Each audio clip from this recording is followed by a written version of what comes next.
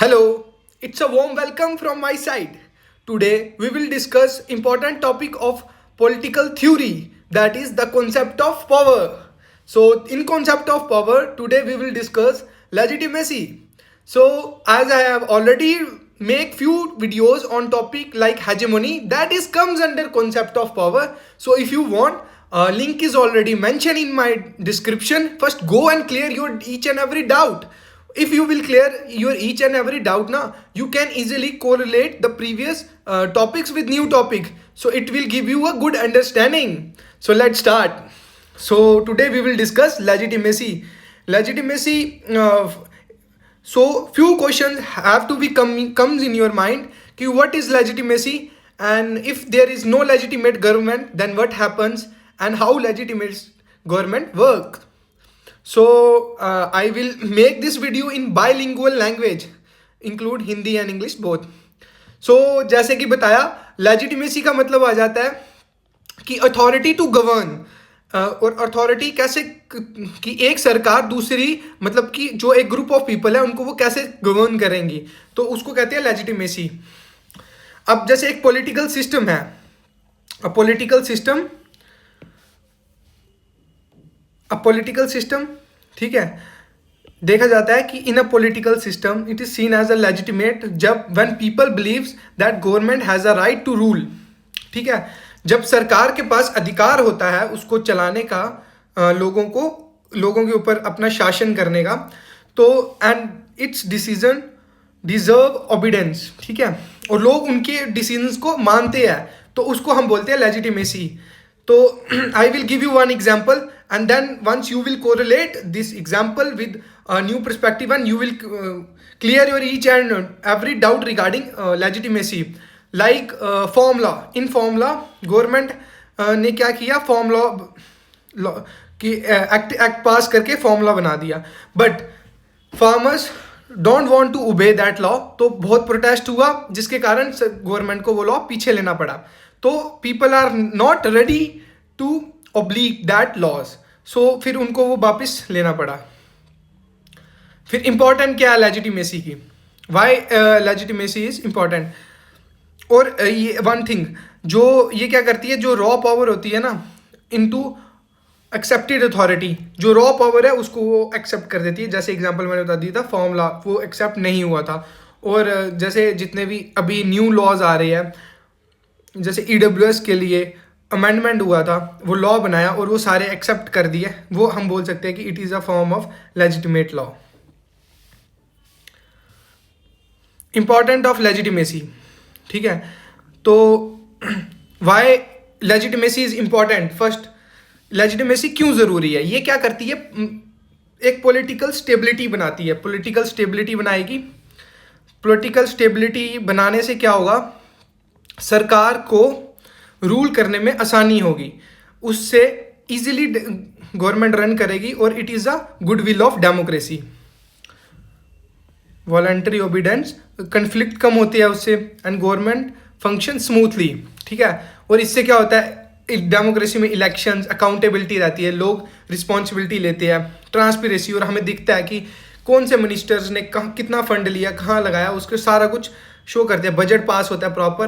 तो और कॉन्स्टिट्यूशनलिज्म का मतलब है कि limited form of government. Types of legitimacy, तो यहाँ पे कितने टाइप्स है लेजिटिमेसी की. Traditional legitimacy, charismatic legitimacy, legal legitimacy, democratic legitimacy, performance legitimacy, और आइडियोलॉजिकल लेजिटिमेसी. अब इसमें हम एक एक करके आराम से समझते हैं. जो ट्रेडिशनल लेजिटिमेसी है वो वेबर ने दी हुई थी, मार्क्स वेबर ने. उन्होंने बोला था कि ये कस्टम, लोगों के कस्टम्स क्या है, ट्रेडिशन क्या है, जिनको वो फॉलो कर रहे हैं, प्रैक्टिस कर रहे हैं, पीपल उसको एक्सेप्ट करते नहीं. जैसे हिंदू है तो उनको जो हिंदुइज्म में जितने भी रिलीजियस फिलोसफीज आ जाती है वो उनको एक्सेप्ट करते हैं. That is a type of legitimacy. और इसमें ट्रेडिशनल लेजिटिमेसी में देखा गया, जो मोनार्ची है, जो हेरिडिटरी रूलर है, वो रूल को एस्टेब्लिश करता है, मोनार्ची और हेरिडिटरी रूलर. फिर आ जाते हैं किरिज्मेटिक लेजिटिमेसी. कैरिज्मेटिक में आ जाता है जैसे कि it is a technique to persuade others, तुम्हें लोगों को अपनी बात रख के मनवाओगे, तो इसको बोलते हैं कैरिस्मेटिक लेजिटिमेसी। ये वे एक्स्ट्रा ऑर्डिनरी क्वालिटीज़ है जो तुम में, स्पीकिंग स्किल्स है, जो तुम्हारी अंदर की पर्सनैलिटी है, इनहेंस पर्सनैलिटी। एग्जाम्पल देते हैं महात्मा गांधी, पंडित जवाहरलाल नेहरू, नेल्सन मंडेला, तो इनके पास थी कैरिस्मेटिक पर्सनैलिटी। फिर आ जाती है लीगल। लीगल मतलब जो लॉ के साथ बेस्ड है, बाउंड विद लॉज, उनको बोलते हैं हम लीगल। जैसे आ जाता है इंडियन कॉन्स्टिट्यूशन और इलेक्टेड इंस्टीट्यूशंस जैसे IMF आ गया, वर्ल्ड बैंक आ गया, ठीक है। फिर आ जाता है डेमोक्रेटिक लेजिटिमेसी। अब डेमोक्रेटिक लेजिटिमेसी क्या आ जाती है, इसमें आ जाती है जैसे गवर्नमेंट जो सरकार चुन के आई है, क्या लोग उस सरकार को एक्सेप्ट कर रहे हैं, क्यों कर रहे हैं, तो क्यों कर रहे हैं, क्योंकि वो फ्री एंड फेयर वोट से आई है, ठीक है। और वो ट्रांसपेरेंसी शो करती है, अकाउंटेबिलिटी शो करती है, और वेलफेयर का काम करती है।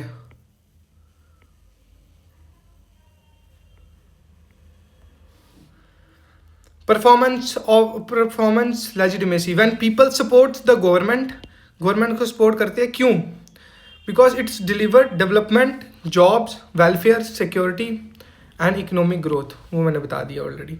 फिर एक आ जाता है ideological legitimacy. What do you mean by ideological legitimacy? Ideological legitimacy क्या होती है? आइडियोलॉजी आ जाती है जैसे नेशनलिज्म, सोशलिज्म, सेकुलरिज्म, और अपना रिलीजन आ जाता है, ये सब आइडियोलॉजी है। अब मैं हिंदुइज्म की आइडियोलॉजी अलग है, और इस्लामिक जो सिस्टम है उसकी आइडियोलॉजी अलग है, क्रिश्चियनिटी की अलग है, और सिखिज्म की फ़िलासफ़ी अलग है। तो अब आइडियोलॉजी इन्फ्लुएंस करेगी। एग्जांपल देता हूँ मैं कि जो हिंदुइज्म है उसके जो रूल्स और नॉर्म्स, टर्म्स, कंडीशन होंगे, वो सिख के लिए कहीं ना कहीं एक बैरियर होगा, और जैसे देखा जाएगा मुस्लिम के लिए भी एक बैरियर होगा, कुछ होंगे।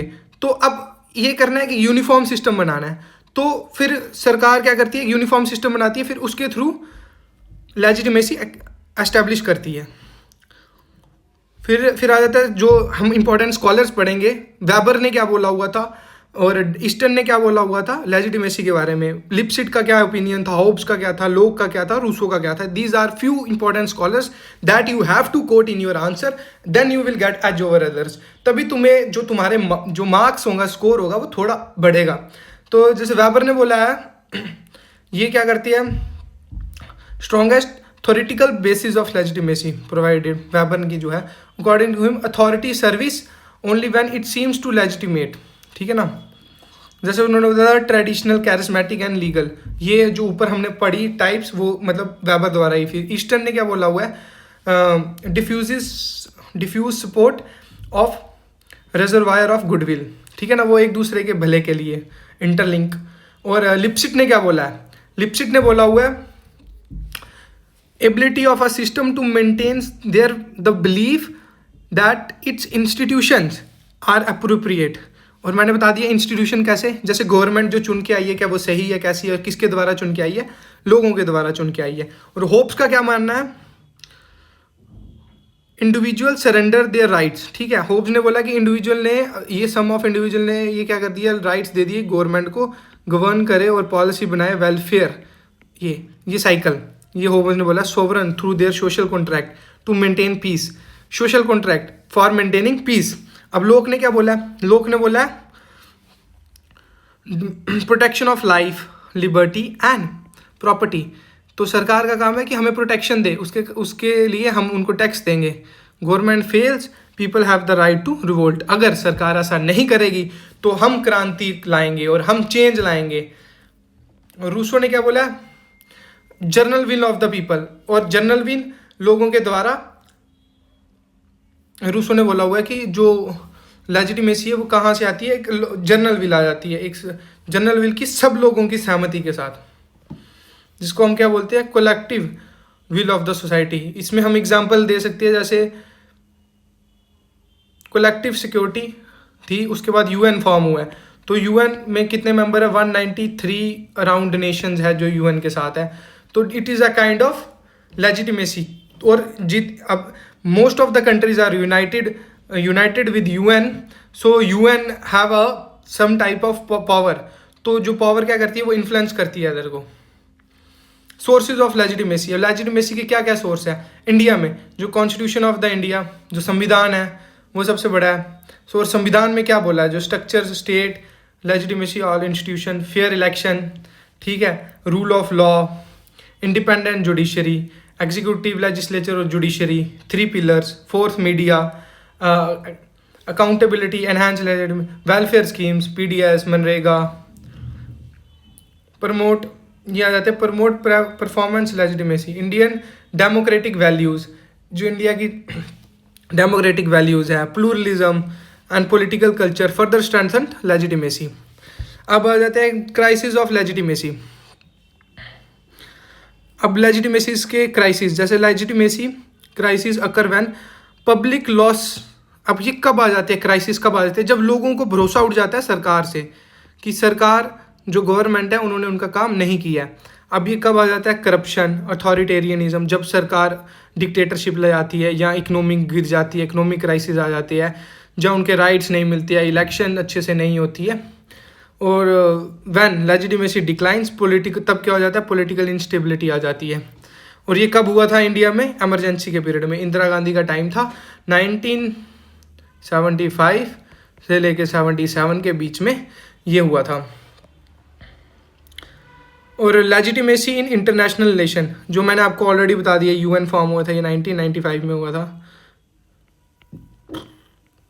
और इसमें 193 और 195 मेंबर्स है, कंट्रीज़ है जो जुड़े हुए हैं unite with UN. International laws आ गए, global norms, military intervention with UN approval are often consider legitimate.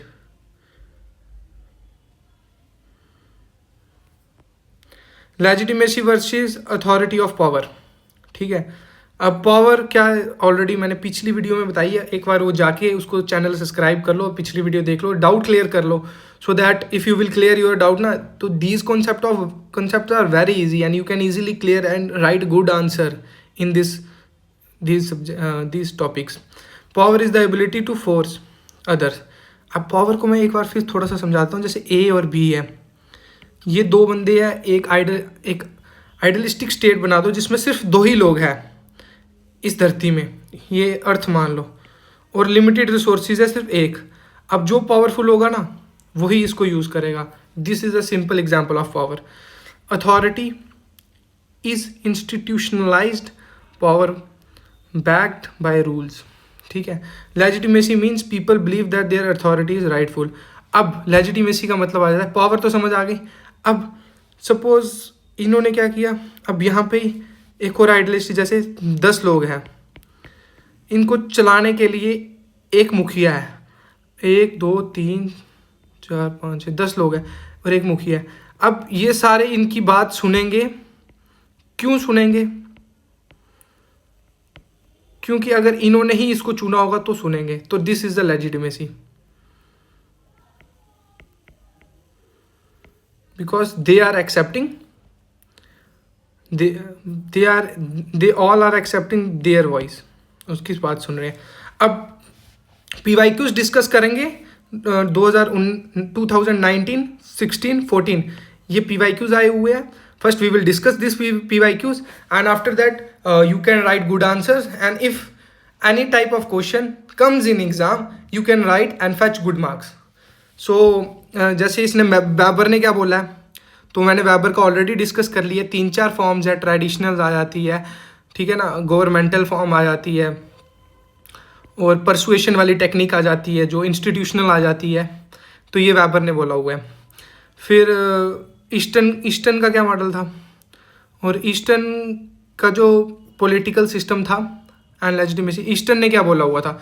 Eastern ने बोला था, ईस्टर्न ने सिस्टम अप्रोच बनाई हुई थी, और सिस्टम अप्रोच में उन्होंने बताया हुआ था, पूरा मॉडल था उनका, वो भी मैंने प्रीवियस वीडियो में बताया हुआ है, उसको आप अच्छे से एक बार देख लोगे तो पूरा टॉपिक समझ आ जाएंगे। बट मैं अभी थोड़ा बताता हूँ। ईस्टर्न ने बोला हुआ है कि जो लेजिटिमेसी है वो गवर्नमेंट के थ्रू आती है। जैसे जो इंस्टीट्यूशन है, इंस्टीट्यूशन क्या करती है, पावर लेते हैं कैसे, रूल्स इस्टेब्लिश करके, जो रूल्स है वो सबको फॉर्म करके रूल्स बनेंगे और वो अथॉरिटी को एक्सेप्ट करने पड़ेंगे। वो अथॉरिटी इसलिए एक्सेप्ट करेगी क्योंकि उस अथॉरिटी को पावर उन्हीं लोगों के द्वारा मिली होगी। This is known as a type of legitimacy by David Easton. फिर आ जाता है पॉलिटिकल अथॉरिटी, ये ऑलरेडी ऊपर बता दिया। डेमोक्रेसी, इलेक्शंस और रूल ऑफ लॉ, वो भी ऊपर पूरा एक्सप्लेन है कि डेमोक्रेसी, क्योंकि डेमोक्रेसी और इलेक्शंस और rule of law they all are the part of legitimate government. तो लेजिटिमेट गवर्नमेंट लाने के लिए ये चीज़ें करनी पड़ेगी। फ्री एंड फेयर इलेक्शन, ठीक है, इलेक्शंस होनी चाहिए free and fair, rule of law होना चाहिए, कॉन्स्टिट्यूशनलिज्म होना चाहिए, डिक्टेटरशिप नहीं हो, तभी लोग बात मानेंगे। अगर उनसे बात मनवाई जाएगी तो लोग बात नहीं मानेंगे। और इसके मैंने निमोनिक्स भी दे दिए आपको याद करने के लिए, कि जो उसका था दो थे ना स्कॉलर्स, एक मैक्स वेबर और ईस्टन। मैक्स वेबर के लिए आ जाता है traditional, charismatic, legal, rational, democratic और परफॉर्मेंस एंड आइडियोलॉजिकल। फिर स्कॉलर्स आ जाते हैं। स्कॉलर्स को याद कैसे करना है? Wise eagle loves high royal lands. Wise, W for Weber, eagle for Easton, loves for Lipset, high for Hobbes, R for Rousseau, L for Locke. ये एक टेक्निक लाई है मैंने, अगर आप इसके थ्रू काम करोगे तो जल्दी चीज़ें याद हो जाएगी। और एग्ज़ाम में टाइम नहीं मिलता है, जल्दी से जल्दी हमें 7 मिनट में आंसर लिखना होता है, तो फटाफट टेक्निक लगाई, जल्दी जल्दी निमोनिक्स लिखे और उनको डिकोड किया और आंसर लिख दिया। अब एक आंसर में मिनिमम आपको 2 स्कॉलर को यूज़ करना है, तभी तुम्हें रिजिस्ट मिलेगा और अच्छा आंसर लिख पाओगे। कंक्लूजन में कुछ नहीं है, सिंपल। हर स्कॉलर ने क्या बोला, लेजिटिमेट गवर्नमेंट क्या है। स्कॉलर वेबर ने क्या बोला है, ईस्टन, लिप्सिट, कंक्लूड किया और बता दिया कि जैसे legitimacy is essential for political stability, maintaining order, democratic stability. और इन इंडिया, और फिर भारत के बारे में बता दिया कि legitimacy follows constitutional values, democratic institution and welfare governance. वही उसको सबको जो पढ़ा है मेन टॉपिक को कंक्लूड करके ये कंक्लूजन बनाने की टेक्निक है। सारे टॉपिक जो हम आपने आंसर्स में लिखे कंक्लूजन में सारे डाल दो, ताकि उनको लगे कि लास्ट में हमने ये पूरा कोई कंक्लूजन पढ़ के तुम्हारा आंसर में। कंक्लूजन का एक और सिस्टम है कि जो तुम्हारा कंक्लूजन है ना, इसको पढ़ के ये एग्जामिनर को लगना चाहिए कि इसके आंसर में इसने सारा लास्ट में लाके कंक्लूड कर दिया। This is the meaning of conclusion, कि हर एक जो ऊपर हर एक चीज़ पड़ी हुई है उसको लास्ट में आके एक पूरे शॉर्ट कीवर्ड्स में लाके कंक्लूड कर दो। ओके, तो I hope you like this video. इसको लाइक, सब्सक्राइब और शेयर कर दो जितना कर सकते हो। पॉलिटिकल साइंस और उसके बाद जीएस का कोर्स आ जाएगा, और जीएस के कोर्स में मैं पहले पॉलिटी करवाऊंगा कवर। पॉलिटी में सारी each and everything, historical underpinning, ये बेसिक स्ट्रक्चर डॉक्ट्राइन के बाद FR, DPSP, fundamental right, DPSP, और उसके बाद प्रेसिडेंट, प्राइम मिनिस्टर, पूरे आर्टिकल वाइज हर एक चीज़ कवर करवा दी जाएगी। Thank you.